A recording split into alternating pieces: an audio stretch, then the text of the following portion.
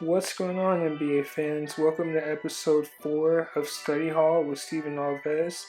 We're going to jump into Marc Gasol's impact offensively on the playmaking side and defensively in Game 3 of the Eastern Conference Finals against the Milwaukee Bucks. Please make sure you like, comment, and subscribe in all these videos, and let's get to work. So in this first play, we're going to see the Raptors come down to start the game, and they're going to high post Gasol right there. So the thing with Gasol is he's a dangerous passer from the post position, right? So he can see everything that's going on. A lot of it's due to his size. So he's going to see all that space behind him. But if you also notice and look up on top, you can see Kawhi Leonard and Kyle Lowry getting ready to do a split action because they're going to see all that space over behind Gasol because there's no defenders there. So when they notice that, then as you see right here, slow-mo, they're going to split it. Kyle Lowry goes down. He can't make the catch, but overall it was a good play, good read, and it should have been 2 points for the layup. So here we're going to see another attempt at a split action. So you're going to see Danny Green and Marc Gasol.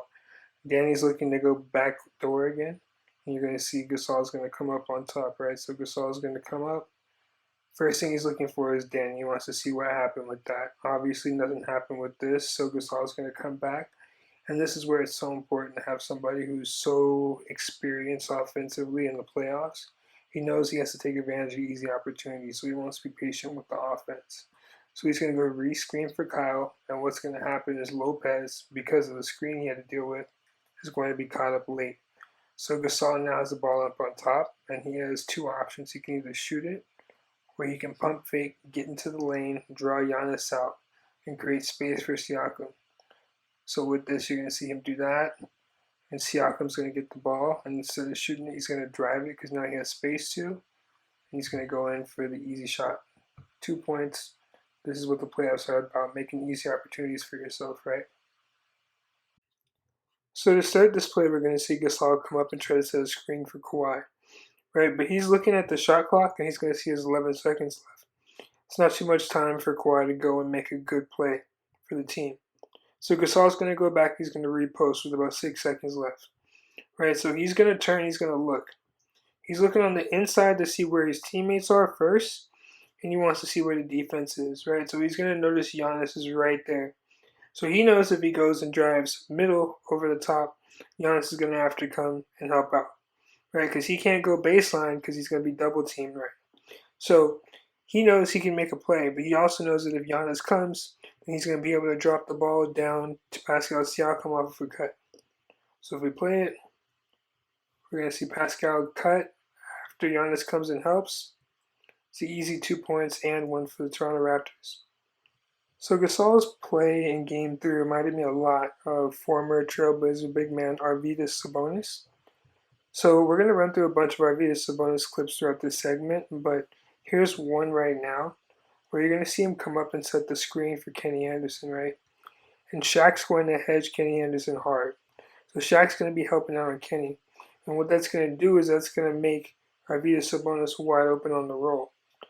So that means Robert Horry is going to have to go and help out on Arvydas Sabonis, which is going to leave Cliff Robinson wide open. So you're going to see Cliff come and do a smart cut. He's going to go behind him, find an open pocket, and by the time Shaq gets there, it's too late. Nice little bounce pass right behind him.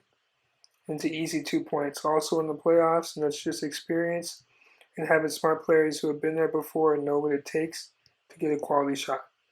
So this play right here, to me, really shows Gasol's versatility on the offensive end of the floor as a leader. So we're going to pause it, and we're going to see right here he's going to be talking to Pascal Siakam and Norman Powell. He's going to tell the two of them to go and create a two-man game. So what does that mean? The two of them off the ball are going to go work to try to get open. So if I'm Norman Powell, the first thing I'm looking at is the center of the floor, right? We see all that space right there. He needs to take advantage of that, and Gasol knows that too.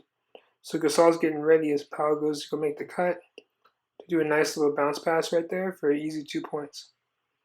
Right? Gasol is so good at making the game easy for his teammates, and he's going to need to keep on doing that if they're going to want to have a chance to win the series. Alright, so in this play, we're going to see Gasol post high right here. So what does that do? Gasol posting high like that is going to draw Brook Lopez away from the basket. So now there's all that space, right? So Gasol's going to want Kyle Lowry and Kawhi Leonard to initiate another two-man game on the side. He's going to slowly dump the ball off to Kawhi, right? And there's right there, it's an easy foul. So it's just creating opportunities like that because he's able to clear space on the floor that makes Gasol so dangerous for the Toronto Raptors. So here we're going to see Gasol come down and decide he doesn't want to go set the screen for Kyle Lowry. So Kyle Lowry's going to be looking down and he's going to see Kawhi Leonard sitting there getting fronted by Eric Bledsoe. So there's so much space behind Kawhi that if Bledsoe goes over the top, it's an easy layup. And Brook Lopez sees that, so he goes and tries to help. But he leaves Gasol wide open, and Gasol's going to knock that down 9 times out of 10 if he's wide open like that. So if we rewind it and go back, what probably should have happened is Giannis Antetokounmpo should have came over and helped out on Kawhi Leonard. And the reason why Giannis should have done it is because he's already in a bad position, right? He should have been lower on the baseline in the first place because he should be parallel to his offensive player in relation to the sideline when he's that close to the baseline every time. Because what happens is now, if Gasol misses that shot, as we see right here, Siakam's able to go box him out, and it could have been an easy 2 points off an offensive rebound for Pascal Siakam. So again, back to Sabonis. We're going to see Antoine Carr and John Stockton blitz this screen from Kenny Anderson to try to get the ball out of his hands. So that's going to leave Sabonis wide open on the top, right? So the ball's going to go back up. Same exact form as Gasol, similar play. Those guys are going to knock those shots down 9 times out of 10. So this play, I just really saw an area of improvement from Marc Gasol, right? So we have transition here. He's going to get the ball from Kyle Lowry. So pause it right there. So you see his arm. His arm is hooked around Brook Lopez because he's looking for the foul. So he's going to go back up and the ball is going to go sporadically out because he wants that foul, right? But if we run it back, you're going to see he had an easy opportunity for a layup right there around Brook Lopez. He had good positioning and he had a good way to get that ball up. You just have to really be able to take advantage of those situations. It's hard to go and beg the ref for fouls because you never know what they're going to be thinking. So here we're going to see Gasol come over and set a screen for Kyle Lowry, right? But he knows multiple things. So first thing that should be going through Gasol's mind is Ersan Ilyasova is going to have to go and hedge on Kyle Lowry, right? Because he knows that Kyle Lowry is a good driver and can get to the basket easily. So he's going to have to at least show himself to prevent that. So Gasol also is going to notice that there's space on the floor. So as I said earlier, Gasol is a master at reading space on the floor, and he's going to be able to use that to his advantage. So with that, he's going to go and pop out right there, and then he's going to see Pascal Siakam in the corner. Right? Gasol has options. He can either take the shot right here, which would be a good shot and a good look, or he can hit Siakam over in the corner. Choose to hit Siakam on the side, easy money. So this is really similar, right? Back to Arvydas Sabonis. We're going to see Arvydas here at the top in the middle of the court. This is what we call the midline, right?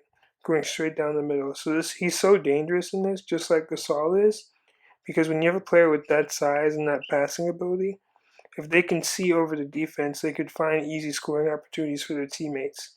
So just like he does right here, he's going to hit Grant, and it's an easy dunk because he can see over everybody. He can see what's going on. Having a big that can play make for the rest of his teammates like Marc Gasol can is huge for his team, right? So right here we're going to see a split action between Kawhi Leonard and Fred VanVleet. So George Hill's going to be recovering late from the tag, waiting for Chris Middleton to get back to Kawhi. And Gasol's going to read that, right? He's reading the defense. So what he's going to do is he's going to hit Fred VanVleet for the open shot. And the reason why this is so big is because late in the fourth quarter, these are Fred VanVleet's first points of the entire game. He's an intricate part to their team, and throughout the first 2 games and this game, up to this point, he's only had 5 entire points. So to get him going was huge for the Toronto Raptors, and it really helped them get over that edge to get 1 game in and to be where they are now in the series. So we just saw last play how big Gasol was for getting Fred VanVleet involved. And here he's going to do it again, right? So we see Gasol in the middle of the floor, as we talked about earlier, NBA players, when they get in the middle of the floor, they're way too dangerous because they can do way too many things. So here we're going to see a split action between Kawhi and Fred. Kawhi's going to come up on top and he's going to have an ISO. Now Kawhi's going to end up in the middle of the floor, right? So he's just as dangerous as Gasol. Any NBA player can make options and create new opportunities for their teammates when they get that deep in the middle. So now what Kawhi is going to see is he's going to look over and he's going to see Eric Bledsoe has to come over and help because he doesn't want Kawhi to go in for a layup. So when Eric Bledsoe leaves, Kawhi is going to recognize that Fred VanVleet's wide open in the corner. And he's going to hit Gasol. And Gasol is such a good passer and so good at reading the defense and creating space that he's going to know that as soon as he gets it, if he swings it really quick over to Fred VanVleet, he's going to have a wide open shot. So VanVleet's going to miss this shot, but for him to take it, and you can see the confidence he has while trying to knock that down, that's really big for the Toronto Raptors. So here we're going to highlight some of the defensive plays Marc Gasol was able to make during Game 3. So this one's simple, right? He's going to come over and double team Giannis in the post. Giannis is 7 feet, Gasol's around 7'1". But Gasol's wingspan is able to disrupt Giannis' vision and make things tough for him, make him crowded, right? So now what Giannis is trying to do is he's trying to get the ball to a cutting mirror dish down the middle. But Danny Green, with the Toronto Raptors being a great defensive team, sees it and leaves to come over to come intercept the pass, which is an easy steal for the Raptors, right? And all that was at the start of Marc Gasol coming over, using his body to be big against Giannis. So here's another play of Gasol on defense, making himself big and available. So right here, he's going to make his feet force Malcolm Brogdon towards the baseline, right? Because we want no NBA players going middle because we know how dangerous they can get. So Brogdon goes baseline because Gasol forces him to there. And then Gasol comes over and makes himself big against Giannis. In the playoffs in particular, playing defense is all about making sure you make the possession hard for the offensive player. Your goal isn't to make them miss a shot. If it happens, great. Your goal is to make it tough for them to make the shot. These are all great players in the NBA, and especially this late into the postseason, players are going to make some spectacular plays, and that's what Gasol is sitting here trying to prevent. Does a great job making himself big and available. So on this play, we're going to see Chris Middleton come get a screen from Ersan Ilyasova. The Toronto Raptors are going to switch that screen, so now Marc Gasol is the one guarding Chris Middleton, right? And this is where it comes into play, having such a luxury big man like Marc Gasol that's so versatile on defense, because Marc Gasol is able to sit there, keep his poise, stay in front of Chris Middleton, force him into a tough shot, and because of his length, as you can see right there, he's able to go and block the shot, right? Marc Gasol is versatile on both ends, and it really helps the Toronto Raptors get to where they want to go. So we're going to take a look here at Marc coming up off the corner from Brook Lopez to help out on Giannis right there. Right, so here's Marc and there's Giannis. Giannis is the big target, right? Their game plan is to prevent Giannis from doing Giannis things, right? You want to limit his game to the best of your ability. But because of Marc's agility and Marc's length, he's able to go that far away from Brook Lopez to help out on Giannis, but still have time to recover back on Brook Lopez in the corner. So you see he recovers late, Brook sidesteps, but because of Marc's length, he's able to still go, recover, and challenge the shot very well, which makes it really tough for Brook Lopez to finish. So here we're just going to run through a couple plays of Gasol making himself big and an irritant to Giannis, right? So active hands, getting in his way. Don't let him get to the basket easy, right? The best way to stop Giannis is to get a big body on him and just make sure someone's in front of him and making it hard for him to get to the rim to finish. So there he is again, active hands. Here we go again. He's going to come over and help Kawhi on this. Just making himself big and available. That's how you stop Giannis, right? Don't let him get anything easy. That leads us to our next bonus clip, right? Make yourself big and available. Look at him on Antonio McDyess. Just use your length and make it tough for them to get a good shot off. Smart by Gasol right here. Right, he's going to get switched onto Giannis. Whatever you do, do not let him go down the middle of the floor. Once he does, it's over. So he does a great job making him go to his left. Giannis loses his handle. So here we go again. Gasol and Bledsoe. Just stay on him, right? Just be active, make yourself big, and make it hard for him to get past you, and that's how you're going to stop him. Big thanks to everyone for tuning in to Study Hall this week and examining Marc Gasol and Toronto Raptors with me.